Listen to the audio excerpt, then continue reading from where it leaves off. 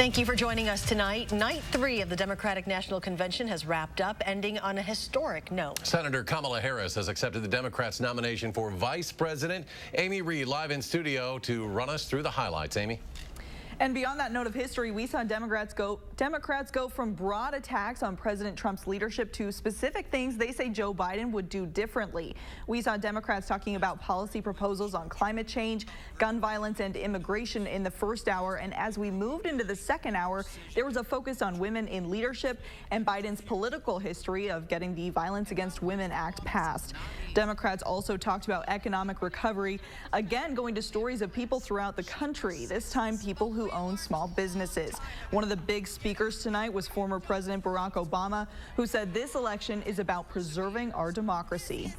Democracy was never meant to be transactional. You give me your vote, I make everything better. It requires an active and informed citizenry. So I'm also asking you to believe in your own ability, to embrace your own responsibility as citizens, to make sure that the basic tenets of our democracy endure. My mother taught me that service to others gives life purpose and meaning. And oh, how I wish she were here tonight, but I know she's looking down on me from above.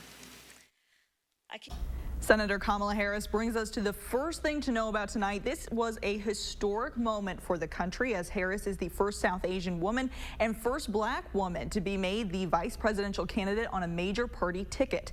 Number 2, former U.S. Representative Gabriela Giffords gave a speech about finding your voice in this election, especially powerful given her recovery from a gunshot wound to the head in 2011. Number 3, Democrats want to prove it's not just Democrats that support Biden. They put together a compilation of Republicans from across the country, including Wisconsin, who say they are not supporting Trump this November.